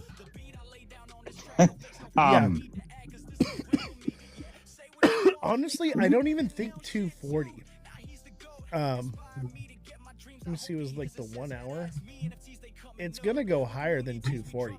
Honestly, I think 250 is the lowest that it would get that double top. Honestly, I think it does like 255 to $3. It could definitely go over. Remember how I said zoom out, right? But we're gonna pull back before then. Look at the daily, right? The same lines I drew, right? Shows a double top on the daily, bringing it down to fill this fair value gap of 159 to 136. So that's a nice short, bro, from 150. Let's just say 150, right? So a short from 150 to 137. You're talking 250. Oh, excuse me, 250 to 137, bro. That's a nice short. 250 to 137. That's what, like 300, 400% almost. Leverage. Hang on. I'm going to tell you right now. No, it's more than that. It's got to be more than that. Yeah, it's a lot. Especially with the leverage I do. Yo, what's up, Crypto Rap? Hey, thank you for the heart, me guys. Don't forget to smash that like button, subscribe to the channel, share the show with your friends. Follow me on all platforms at Ozthecryptogoat. All lowercases, no spaces. We've got Crypto Rap, Oscar, Elon Muff, Revolution, G-Rod. We've got Francesca, all with gifts. Thank you guys so much. You guys are amazing. Appreciate you. Rap, you want to come up for a minute? You want to tell them why not? Tell the chat about why not.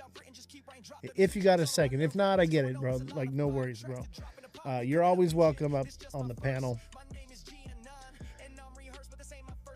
I slept on a 500X for 2 weeks and rode up 35% on a 500X leverage, bro. Holy shit. Nice. Bro, I thought I was risky with XRP on a 50X. Dude. Hey, that's what I was telling Josh, though. When it comes to the leverage trading, you'll start with 5, 10, 20X leverage.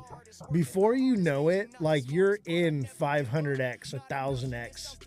And then that's when you get stopped out on like a 1,000X trade, like instantaneously, and you're like, what have I been doing with my life? And that's when you question all your life's choices. Elon, I want to hear about this. I know, I want to hear it too. What's up, bro? It was in January of 25.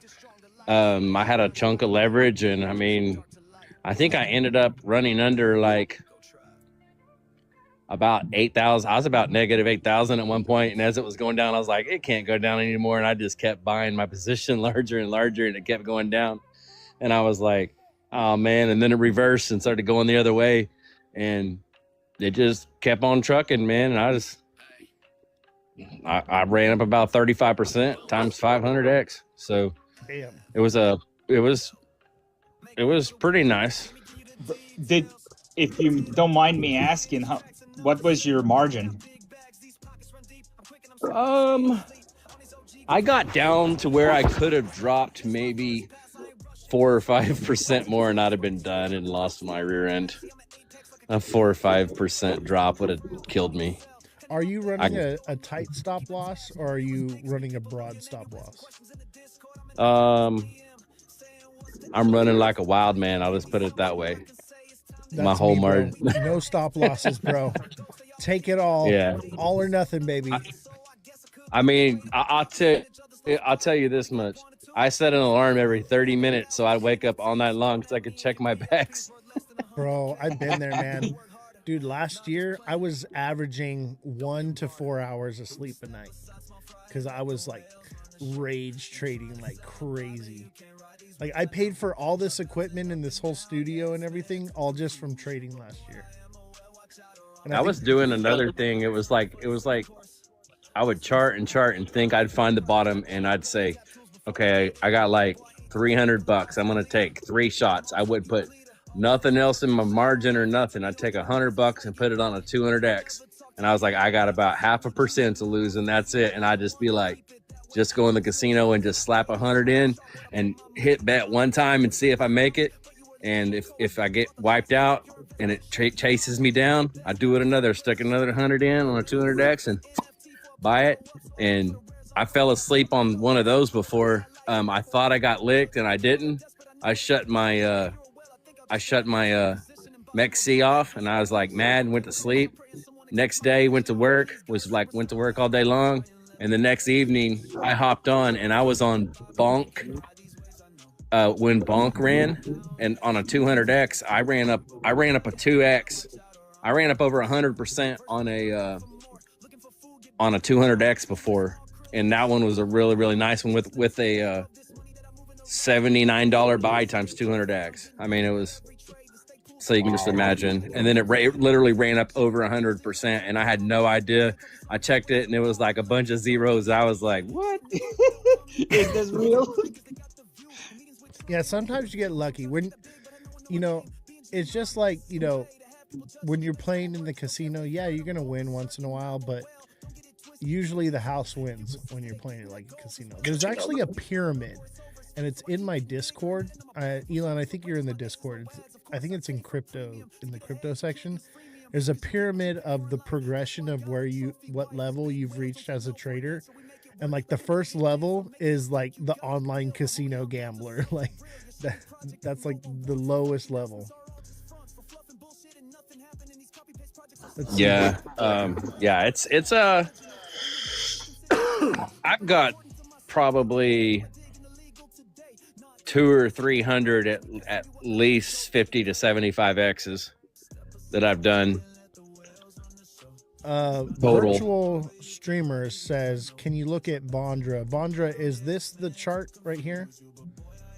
Is this the one? They launched this week. I'll tell you this right now. If it just launched this week, there's not going to be much TA available. This one says it was March 2022.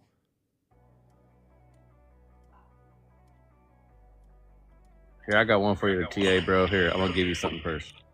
All right. Is this the one though? Is this the chart? Virtual streamers. This the right one?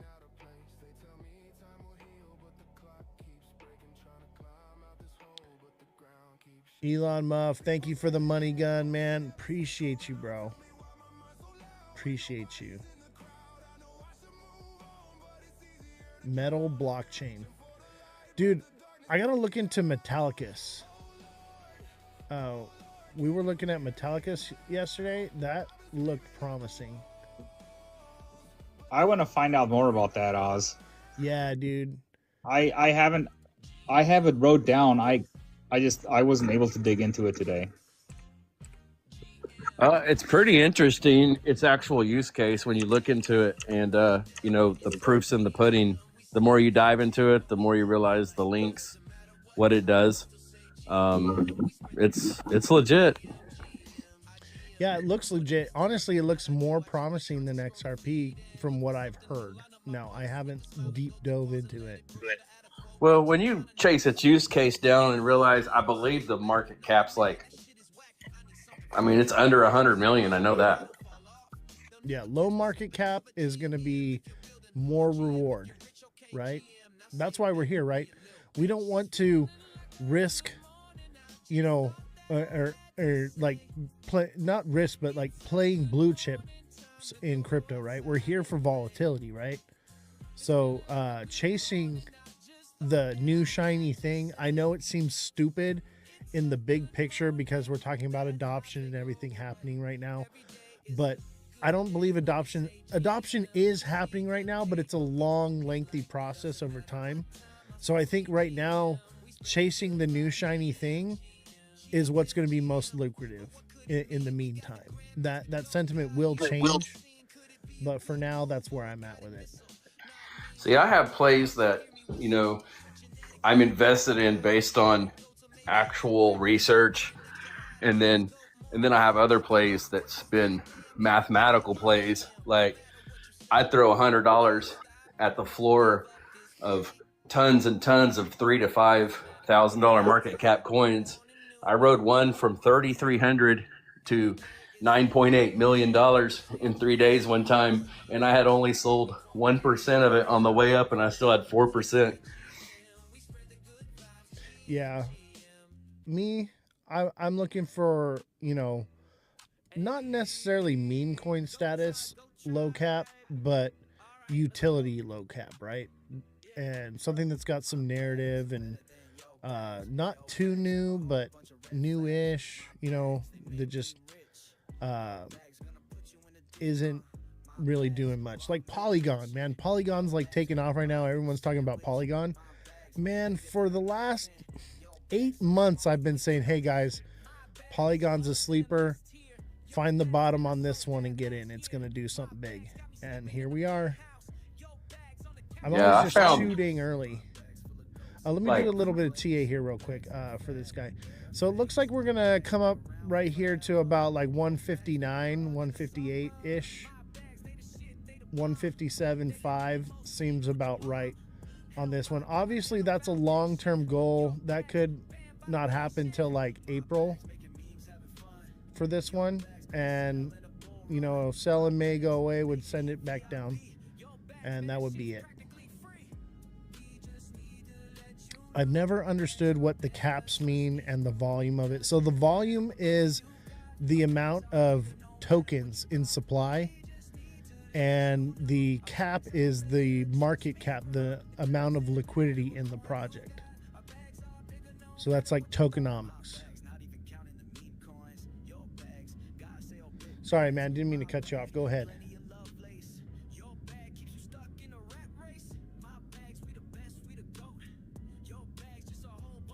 Nope, nothing. Nope. As far as tokenomics go, Quant is my most bullish on tokenomics. Yeah, low liquidity, or not low liquidity, but low market cap, low coin supply. Yeah, and like 99% circulating, and it goes deflationary, and the use case is massive. And it's RWA, if I'm correct, right? Or am I wrong? Quant is like, it makes all blockchains interoperable, and also another thing as well, when you get wrapped coins, those smart contracts, there's always flaws inside of those that makes projects just die. There's no need for a wrapped coin with quant.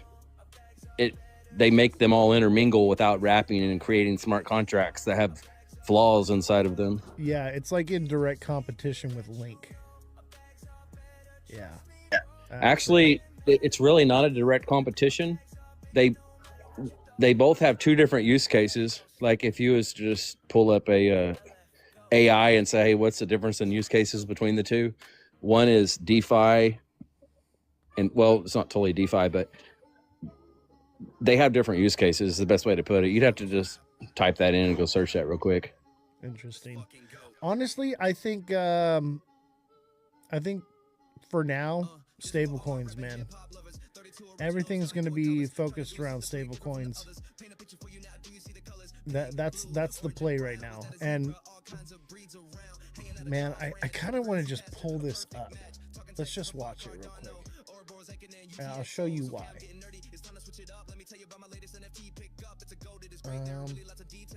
Oh, where is it? Oh, this must be it right here.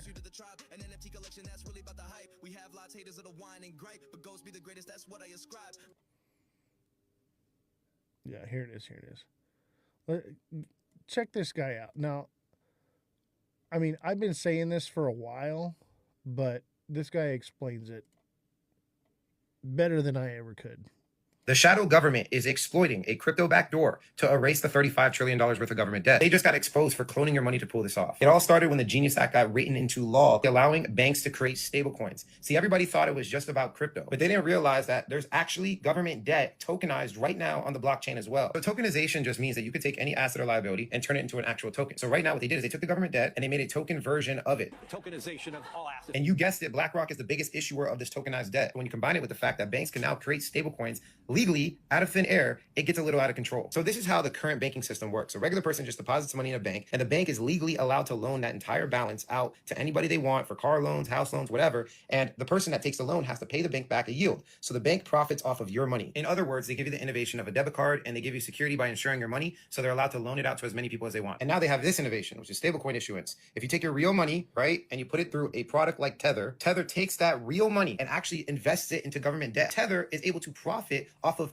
buying government debt, and you get the stablecoin version to be able to use in crypto for DeFi or whatever you want. And it all starts to come together with this last element of tokenized debt. Remember when I told you that the stablecoin, you could use it for DeFi? Well, there's a lot of people that are taking that stablecoin money, and you guessed it, putting it right back into government debt. Here's the proof. There's close to $8 billion being currently invested through tokenized government debt. So you have stablecoin issuers like Tether and all these banks that are about to create stablecoins, putting that money into government debt, and then you have the same people that got the stablecoins putting money into government debt. It's duplicating the money and it's flowing back into government debt. This is insane. The Federal Reserve controls money in the United States. They get to pick the cost of interest rates, which is the cost of borrowing money. When we have a high cost of borrowing money, what happens is banks have to give out expensive loans. So if loans are expensive, nobody wants to take out a loan, right? But if loans are cheap because the Federal Reserve lowers interest rates, then we have a lot more people taking out a lot more loans. See, when people take out a lot of loans, that's a lot of new liquidity in the system, and we see asset prices like crypto and stocks go up a lot. So obviously, as an investor, this is like the most important thing and what I've been screaming from the top of my lungs for a long time. Interest rates are dropping, but not only that, this stablecoin duplication hack is also injecting a whole bunch of liquidity. Let me show you. The Bank for International Settlements literally wrote a paper on how crazy this stablecoin liquidity is for government debt. And they came to a conclusion that just through stablecoins buying debt, this is equivalent to the Federal Reserve dropping interest rates by 2 to 2.5 basis points within 10 days. If we have just 10 more tethers,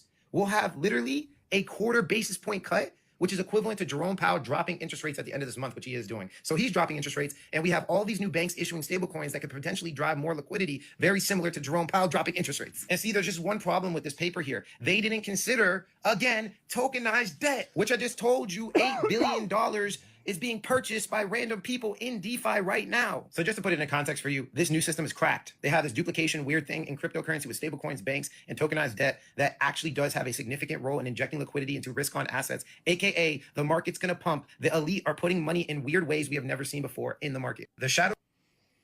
All right, there it is. Have you guys seen that video yet?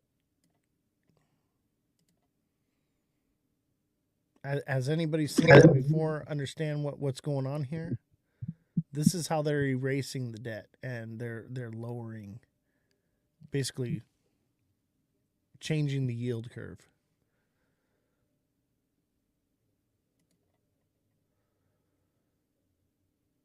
No one. No, I did it. Yeah. Sorry, you was cutting out. What now? But they're basically fixing the yield curve with stable coins. Yeah. So another thing is, so like, let's say the government, when they go to pay their employees, they could create a stable coin and buy a bond, and that bond goes towards the debt, and they're paying out. So when they paid their employee, they're actually taking away the debt and creating a stable coin with it in a short-term bond. Yeah, and it seems like it's the play. Stable coins seems to be the push. The question is what is the use for a native token? Because obviously, like, yeah, we're going to need facilitation and transfer, gas fees, things like that, right? Paying of fees for transferring from one stable coin to another, right? But are we getting played with this native token idea? Because, like, to me, like, let's talk about adoption, right? Adoption, real world use case. Do you want to get paid in XRP when it's at $4 or $5 and it's about to come down to $1? You wouldn't be paid in XRP. You would be paid in RLUSD, which is pegged at $1. Exactly. So it seems like stable coins is the play. XRP kind of runs in the background, right? But it doesn't. Yeah, because you're going to see like how there's RLUSD. So basically in the background, like a dollar bill that you have in your hand, that's a tokenized version of liquidity. That dollar's not. You can't use that dollar to actually create a dollar. It's not gold. It's just tokenizing the value of money that used to be. Well, it used to be gold back, so it used to be a token of a piece of gold sitting inside of the reserve. So XRP is the liquidity pool to facilitate the fast transaction. Correct. So let's say, for example, you need to pay someone in China, and we're going to see this in the future. You're going to see RL Yuan, RL Peso, RL Ruble, and you need to send them value. When you send them RL USD, it goes through XRP and comes out the other side as a RL Yuan. But the actual stable coin that you're holding doesn't actually have any value. The liquidity, it represents a dollar or it represents a yuan, but the liquidity is actually inside of XRP, and that's why they call it liquid. Right. So let's say that's adoption. We can agree that that's probably how this is all going to work, right? Obviously, we're still kind of speculating it. They could come out with new technology tomorrow that just underwrites everything we're about to say. But speculating that that's what's going to happen, that's the play right now, right? How does that affect the price of XRP, right? So I think it locks it up. Yeah, that's what I think, even if $1 quadrillion is flowing through XRP, it doesn't really affect the price because it's in and it's out of it, like, instantaneously. Not so. If you're sitting there holding a RLUSD in your wallet and you have $1 million worth of RLUSD, the liquidity isn't the RLUSD. You're just holding a token that represents that liquidity, and the liquidity is in XRP. Right. But XRP is getting its value from the people that hold XRP and keep their liquidity in it, and that liquidity or the stable coin. Right. And then whatever we're holding in XRP, that liquidity is what's facilitating the transfers and why it moves so quickly, because it's an intermedium between that transfer, right? So it doesn't really matter how many transactions, how fast, burn rate, anything. That's not what affects price with XRP. What affects the price is who's willing to buy it at what price and how long they're willing to hold it. Yeah, and that's one of the things too, is like that day, I believe it was October 10th, and the market cap of XRP dropped $30 or $40 billion. They said that there was actually only $1 or $2 billion worth of outflow that caused that $30 or $40 billion drop. So it also has to do with the velocity. So I don't know if you've ever watched the video, maybe like Zach Rector's market cap multiplier video. Yeah. Yeah. Go ahead. That's always really interesting because there's been many a times, because if you actually watch the inflow, they said that like $200 or $300 million worth of inflow comes in, but the market cap rises $10 or $12 billion. Yeah. There's no proof of a multiplier though, and there's no mathing in it. So yeah, I know what you're saying, but it's not real, bro. Well, I mean, I got you. It's just like, for example, I've launched coins myself, okay? I've launched a meme coin, and I bought $1,000 worth at the floor, and the market cap shot up to $15,000. And then I add another $200, and it goes from $15,000 to $19,000.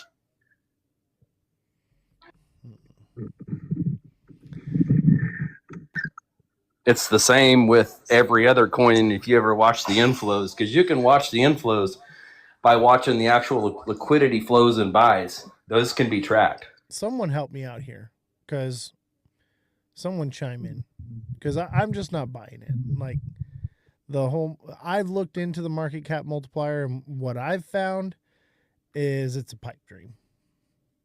So like give me some kind of valid evidence, because I've had a lot of people come on the show. And I'm like, show it to me in black and white. Show me the math, right? Prove it to me. And I will scream it to high heaven. But so far, no one's been able to actually bring anything to me that's tangible. Like, we can all say and talk and speculate, but dude, if you can give me something valid that I can look into, I'll jump on board with you, man. I want to believe. I tell people this all the time. I want to believe it because that means we're making money, right? We want to make money. That's why we're here, right? So, like, show it to me on paper, bro. Like, and I'll scream it to high heaven. But no one's. I've done all kinds of testing before. So I literally coded a coin before, and I stuck 90% of it in a wallet, or actually, I stuck 99% of it in a wallet. I put 1% on the exchange, and I spent a few $100s on that coin from absolutely nothing, and ran the market cap up to $600,000 with only $500 worth of liquidity. Yeah, that's possible. Wait, is someone else talking? Was that you, Black? Yeah. We can barely hear you, bro. Hear me now? Barely. Your volume might be down, because I got all your guys' volume up. But to what G-Rod was saying on Render, he's like, Render's dropping. It's good, bro. Look it's respecting the trend line, and we're wicking up here. So just calm down. Hold on to your britches, bro. We're going up. Get the 500X going. Can you hear me now? Trust the process, bro. Trust the TA. It's never going to work out perfectly. It's not going to do exactly as I say, but it is going to move that direction. All right. You good, bro? Do you need me to talk you down some more? Trust the process, bro. I just watched this back. I know it's scary, bro, but like, look, that's so just a liquidity sweep. One way to do this, go check this out. Go open up Fartcoin in CoinMarketCap and look at the market cap of it, and then go look at the liquidity. So when the market cap of Fartcoin was $1 billion, there was roughly like $4 or $5 million worth of actual liquidity in it. That means if one person sold $1 million, that coin would drop 20%.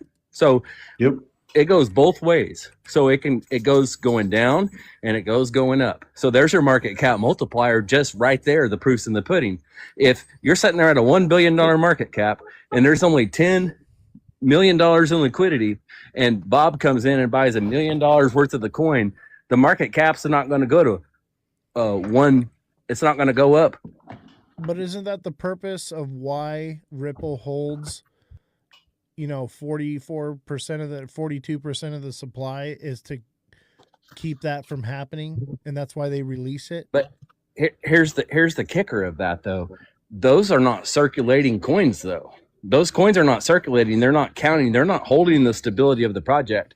I've been in projects before, like meme coin project. I know this doesn't where the liquidity is really low. Okay, like I told you before, I spent $300 and bought 6% of a project one time, and at $3,500 market cap, and that coin ran to almost $10 million. Okay, my wallet was $700,000.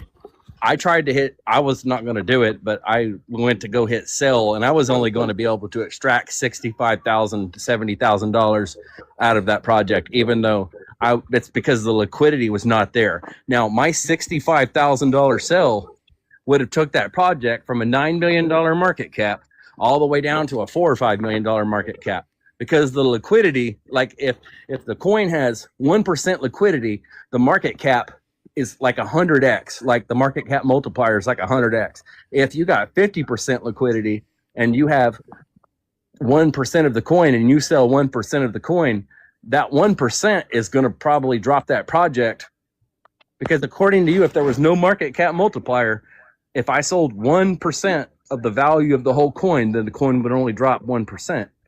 But since there is a market cap multiplier, if it's a $10 million project and I sell $1 million, like that coin's going to zero, because there ain't even $1 million worth of liquidity. You can see that all day on these projects. And it does the same thing going the opposite way. But so isn't it also the higher the market cap is, the less that fluctuates?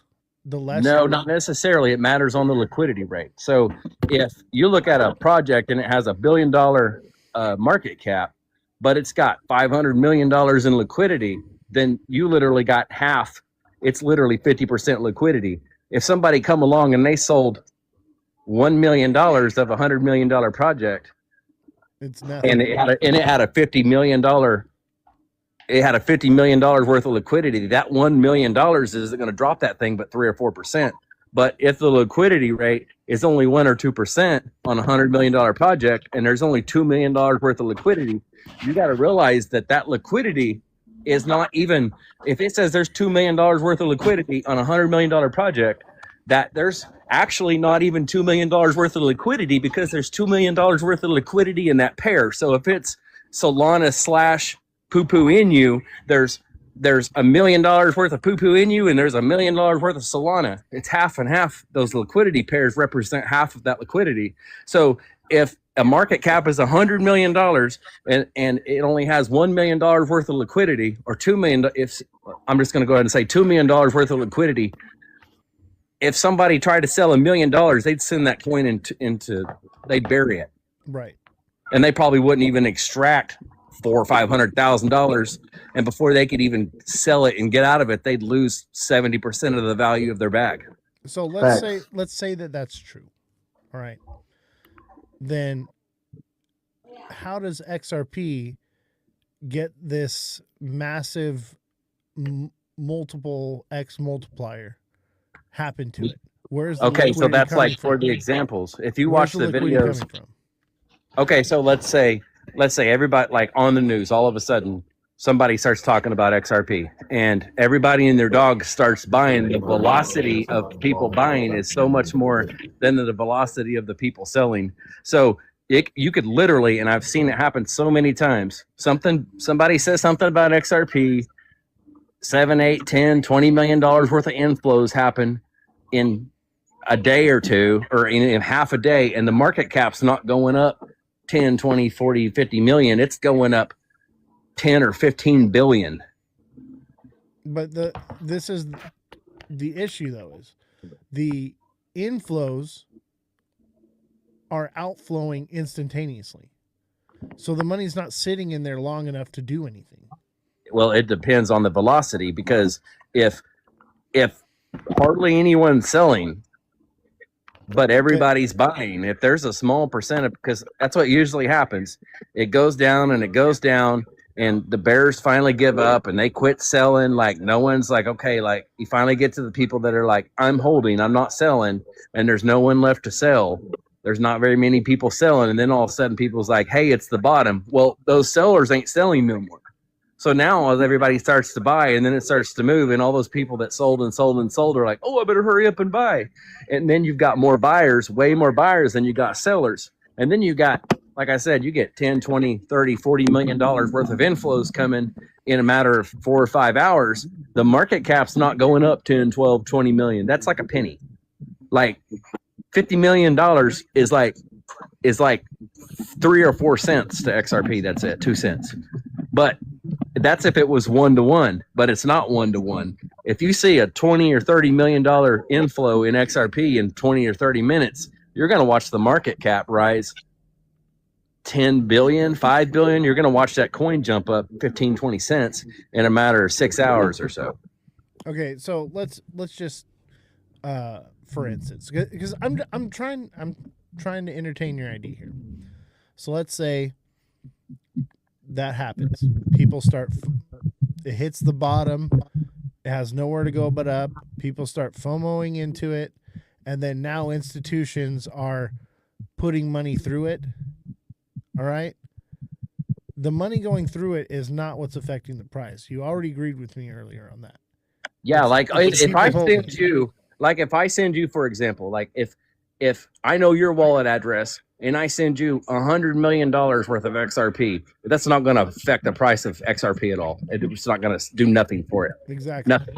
Even a quadrillion dollars isn't what's going to affect it. Doesn't matter what I send you. It's not going to do nothing for it because it has to be on the exchange. So that's what's going on with all the institutions. Okay. If you go and you hunt down, they call them dark pools.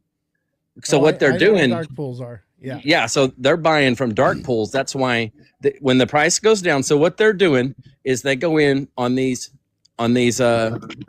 exchanges. They put in buy orders down low, like 75 cents lower than it is right now. And then the market makers go hunt down that liquidity. And then when they get down there, that's when they start buying. If they're not buying from dark pools. Because they have the money to drag it down there. Because that's market makers always going to chase the money. Like, they're always going to go after the money every time. Let's just say you're right. Have you ever watched? There's a video called. I know what I'm trying. This is my point. Is where's that liquidity coming from?